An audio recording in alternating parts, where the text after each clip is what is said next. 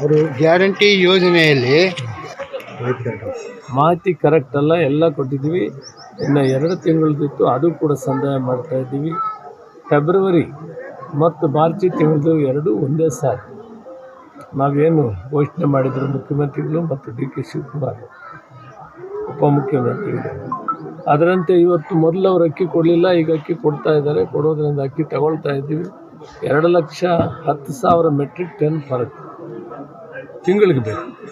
ಅಷ್ಟಕ್ಕೆ ಹಣ ಕಟ್ಟಿದ್ದೇವೆ, ಅವರು ಕೊಡ್ತೀವಿ ಅಂತ ಒಪ್ಕೊಂಡಿದ್ದಾರೆ. ಪ್ರತಿ ತಿಂಗಳು ಕೇಂದ್ರ ಸರ್ಕಾರದ ಕೊಡೋ ಅಕ್ಕಿ ಜೊತೆಗೆ ನಾವು ಇಷ್ಟು ದಿನ ಹಣ ಕೊಡ್ತಾ ಇದ್ದೀವಿ.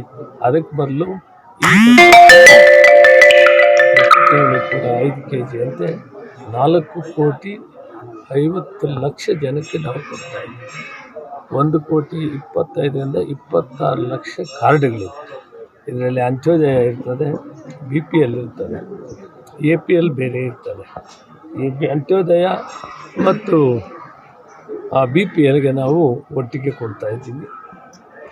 ಇದರ ಮುಖಾಂತರ ಈ ಕರ್ನಾಟಕ ರಾಜ್ಯದಲ್ಲಿರುವ 6.5 ಕೋಟಿ ಜನದಲ್ಲಿ 4.5 ಕೋಟಿ ಜನಕ್ಕೆ ಈ ಒಂದು ಅನುಕೂಲ ಆಗ್ತಾ ಇದೆ.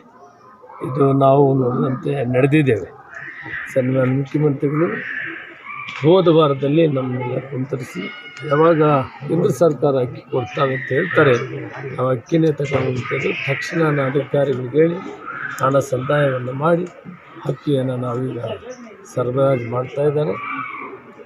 ಈಗ 10ನೇ ತಾರೀಕು ಫೆಬ್ರವರಿ ಕೊಡೋದಕ್ಕೆ ಆಗಲ್ಲ, ನಾವು ಡಿಸಿಷನ್ ಲೇಟ್ ಆದ್ದರಿಂದ ಮಾರ್ಚಿಯಲ್ಲಿ 2 ಫೆಬ್ರವರಿ ಮತ್ತು ಮಾರ್ಚಿದು ಕೂಡ ಅಕ್ಕಿ ಕೊಡ್ತೀವಿ. ಪ್ರತಿ ತಿಂಗಳು 2,10,000 ಮೆಟ್ರಿಕ್ ಟನ್ ಬೇಕಾಗ್ತದೆ. BPL ಕಾರ್ಡ್ಗೆ, ಅಂತ್ಯೋದಯ ಕಾರ್ಡ್ಗೆ ಇದನ್ನು ಸಮರ್ಪಕವಾಗಿ ವಿತರಣೆ ಮಾಡ್ತಾಯಿದ್ದೀವಿ.